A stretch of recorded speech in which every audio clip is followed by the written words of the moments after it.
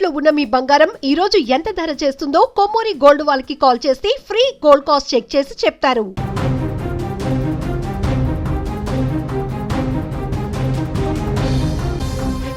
తమిళ సినీ పరిశ్రమలో కోట్లాది మంది అభిమానులను సంపాదించుకున్న దళపతి విజయ్ వెండి తెరకు గుడ్ బై చెబుతూ తీసిన చివరి చిత్రం జననాయగన్.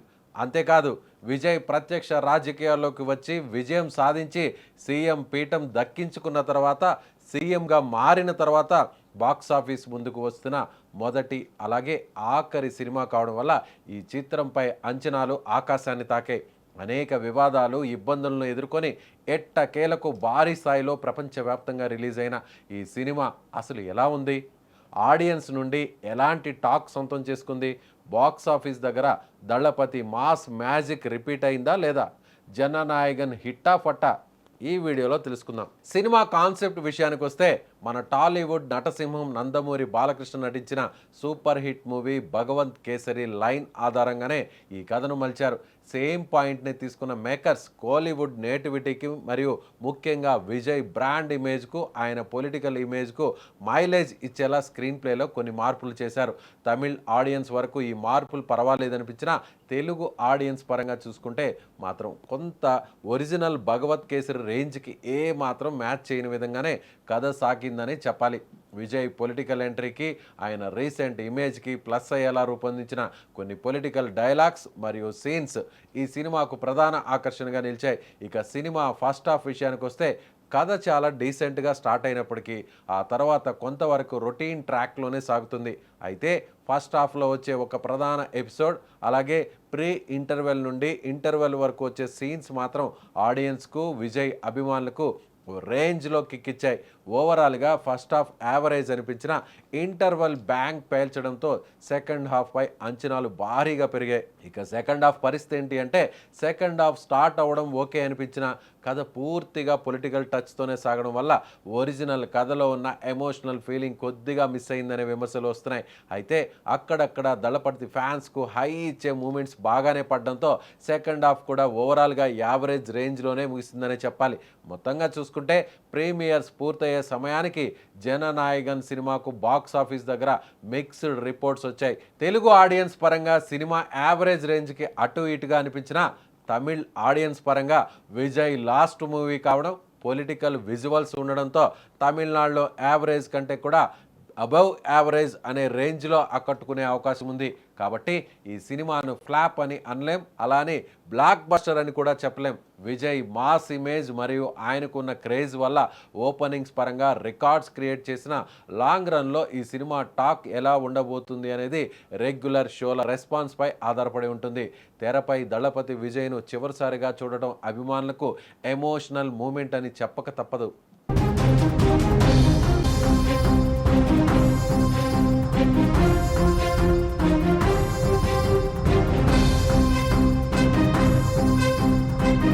ఇక ఈ సినిమా స్క్రీన్ మీద విజయ్ని ఇంట్రడ్యూస్ చేసేటప్పుడు, విజయ్ టైటిల్ కార్డు పడేటప్పుడు తమిళనాడు ముఖ్యమంత్రి అని సంబోధించేలా అక్కడ ఒక్కసారిగా టైటిల్ కార్డు పడే టైంలో విజయ్ రీసెంట్గా అసెంబ్లీలో చేసినటువంటి కొన్ని సంజ్ఞలు, అంటే కొన్ని ఆయన చేసినటువంటి హావభావాలు, కొన్ని సైగలు, అంటే గతంలో ఎన్నికల సమయంలో మాజీ ముఖ్యమంత్రి స్టాలిన్ కారు దిగుతూ విజయ్కు పరోక్షంగా ఇచ్చినటువంటి సైగ, అదే సైగను తిరిగి మళ్ళీ అలాంటి మేనరిజంతోనే విజయ్ అసెంబ్లీలో దిమ్మ తిరిగే కౌంటర్ స్టాలిన్కి ఇస్తూ చేసినటువంటి ఆ సీన్ని యాజ్ ఇట్ ఈజ్గా ఆ ఇమేజ్ని అక్కడ క్రియేట్ చేస్తూ స్క్రీన్ మీద టైటిల్ కార్డు వేసే టైంలో, సినిమా స్టార్టింగ్ టైంలోనే ఆ టైటిల్ పడడంతో ఒక్కసారిగా తమిళనాడుతో పాటుగా విజయ్ని అభిమానిస్తూ, ముఖ్యంగా రాజకీయాల మీద ఆసక్తి కలిగినటువంటి వారందరికీ కూడా ఈ ఇమేజ్,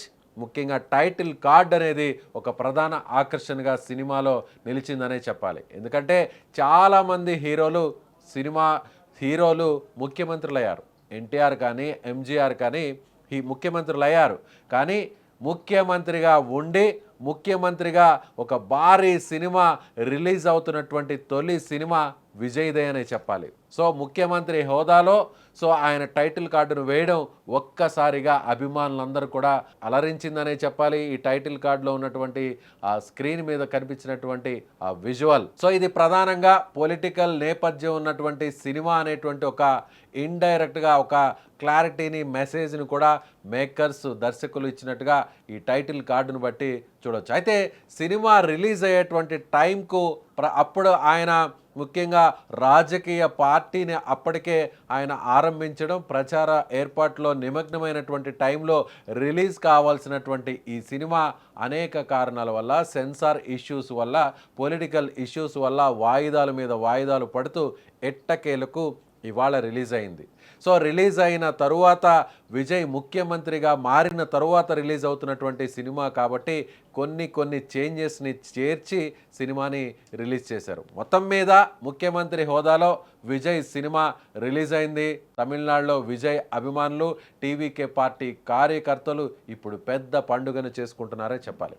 సినిమా టాక్కు సంబంధించి ఇది యావరేజ్ అయినా, బిలో యావరేజ్ అయినా, అబవ్ యావరేజ్ అయినా సరే ఖచ్చితంగా విజయ్కి సంబంధించినటువంటి సినిమా కావడంతో తమిళనాడు విజయ్ని అభిమానిస్తున్నటువంటి అన్ని చోట్ల కూడా ఈ సినిమాకు భారీ ఓపెనింగ్స్ లభించాయనే చెప్పాలి. చూడాలిక సో న్యూట్రల్గా ఉండేటువంటి ఆడియన్స్ ఎలాంటి టాక్ ఇస్తారో, ఈ సినిమా ఏ రేంజ్లో దూసుకుపోతుందో, ముందు సినిమాకు సంబంధించినటువంటి కలెక్షన్స్ ఎలా ఉంటాయో కూడా వేచి చూడాలి.